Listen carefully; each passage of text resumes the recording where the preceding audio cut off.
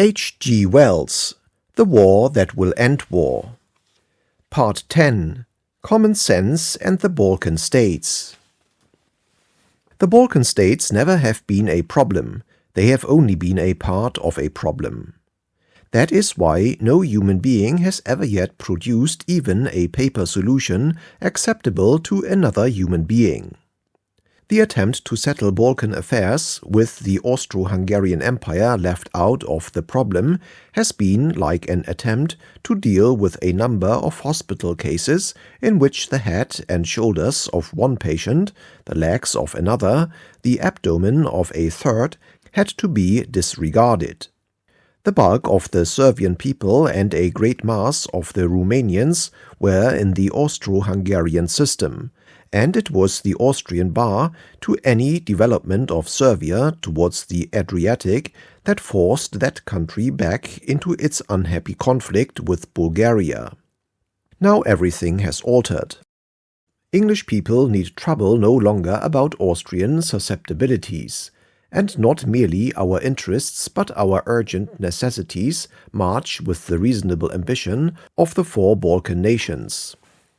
Let us begin by clearing away a certain amount of nonsense that is said and believed by many good people about two of these states. It is too much the custom to speak and write of Serbia and Bulgaria as though they were almost hopelessly barbaric and criminal communities, incapable of participation in the fellowship of European nations.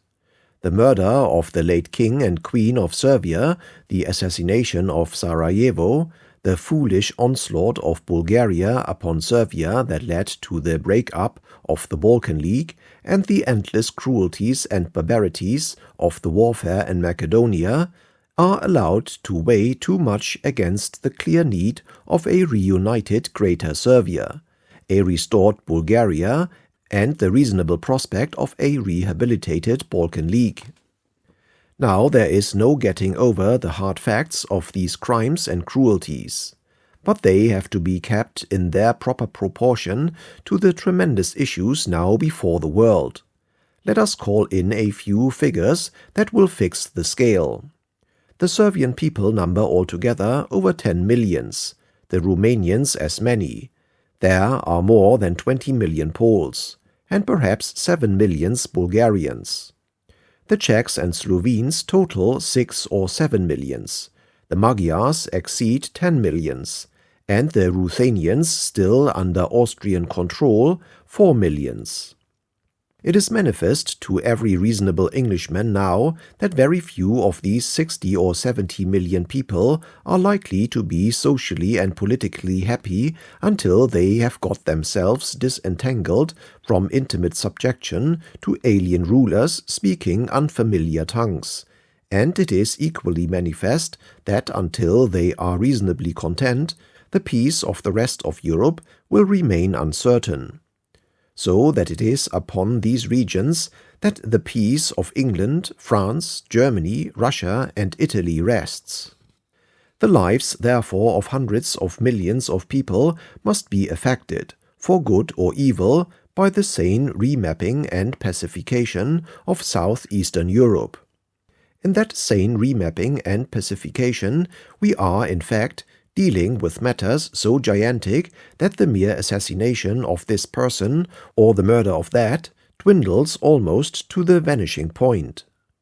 It is surely preposterous that the murder of an unwise young king who subordinated his nation's destinies to a romantic love affair, a murder done not by a whole nation, not even by a mob, but by less than 100 officers who were at least as patriotic as they were cruel, or even the net of conspiracy that killed the Archduke Franz Ferdinand, should stand in the way of the liberation and unity of millions of Serbs who were as innocent of these things as any Wiltshire farmer. All nations have had their criminal and sanguinary phase. The British and American people who profess such a horror of Serbia's murders and Bulgaria's massacres must be blankly ignorant of the history of Scotland and Ireland and the darker side of the Red Indians' destiny. If murder conspiracy was hatched in Serbia, were there no Fenians in Ireland and America? We English, at any rate, have not let the highly organized Phoenix Park murders drown the freedom of Ireland forever, or cause a war with America.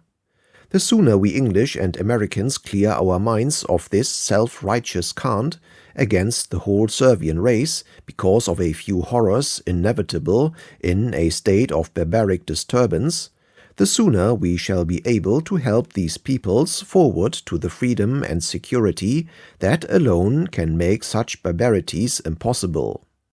It would be just as reasonable to vow undying hatred and pitiless vengeance against the whole German-speaking race, of 70 millions or so, because of the burning and killing in Liege. Stifled nations, outraged races, are the fortresses of resentful cruelty. This war is no cinematograph melodrama.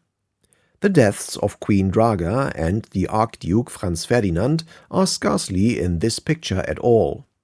It is not the business of statecraft to avenge the past, but to deal with the possibilities of the present and the hope of the future. And the open possibility of the present is for us to bring about a revival of the Balkan League, and identify ourselves with the reasonable hopes of these renascent peoples. In that revival England may play an active and directing part. The break-up of the First Balkan League was a deep disappointment to liberal opinion throughout the world. But it was not an irrevocable disaster. The wonder was, indeed, not the rupture, but the union. And the rupture itself was very largely due to the thwarting of Serbia, not by her associates, but by Austria. Now Austria is out of consideration. For Romania and for each of the three Balkan powers, there is a plain, honorable and reasonable advantage in a common agreement and concerted action with us now. There are manifest compensations for Greece in Epirus, and the islands and, we can spare it, Cyprus. For Bulgaria there is a generous rectification of Macedonia. The natural expansion of the two northern states has been already indicated, and should Turkey be foolish and blunder at this crisis, then further very natural and quite desirable readjustments become possible. What holds these states back from concerted action on our side now is merely the distrust and enmities left over from the break-up of the First Balkan League. They will not readily trust one another again, but they would trust England. They would sit down now at a conference in which England and Russia and Italy were represented, and to which England and Russia and Italy would bring assurances of a permanent settlement and arrange every detail of their prospective boundaries in a day. They would arrange a peace that would last a century. England could do more than reconcile, she could finance, and the attack upon Vienna and the German rear would then be reinforced immediately by 600,000 or 700,000 seasoned soldiers. Moreover, it is scarcely possible that Italy could refuse to come into this war if a reunited Balkan League did so. With the Serbians in Dalmatia, it would be scarcely possible to keep the Italians out of Trieste and Fiume. And long before that earnestly awaited Russian avalanche won its way to Berlin, this southern attack might be in Vienna.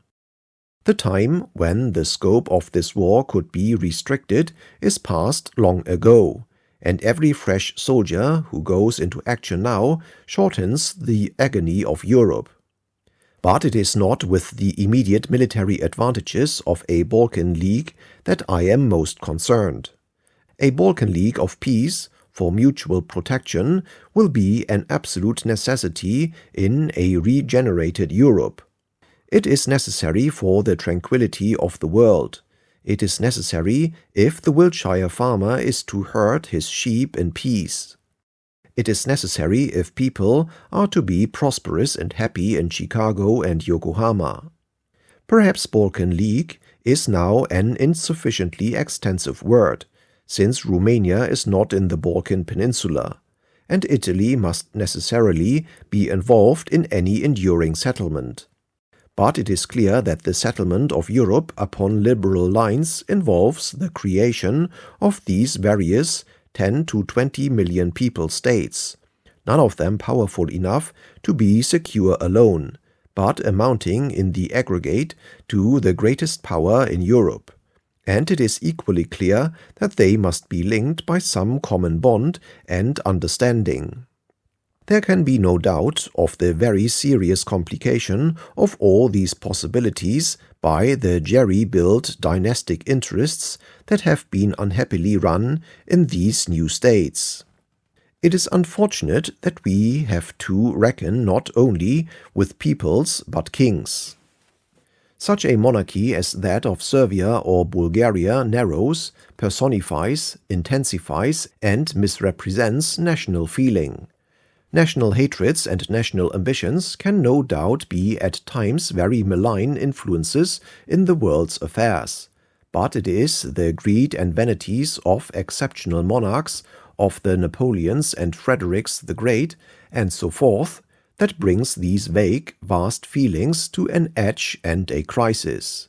And it will be these same concentrated and over-individualized purposes, these little gods of the coin and postage stamp, that will stand most in the way of a reasonable Schweizerization and pacification of southeastern Europe. The more clearly this is recognized in Europe now, the less likely are they, the less able will they be to obstruct a sane settlement. On our side, at least, this is a war of nations and not of princes. It is for that reason that we have to make the discussion of these national arrangements as open and public as we possibly can. This is not a matter for the quiet little deals of the diplomatists. This is no chance for kings. All the civilized peoples of the earth have to form an idea of the general lines upon which a Pacific Europe can be established, an idea clear and powerful enough to prevent and override the maneuvers of the chancelleries. The nations themselves have to become the custodians of the common peace. In Italy, indeed, this is already the case. The Italian monarchy is a strong and liberal monarchy, secure in the confidence of its people. But were it not so, it is a fairly evident fact that no betrayal by its rulers would induce the Italian people to make war upon France in the interests of Austria and Prussia.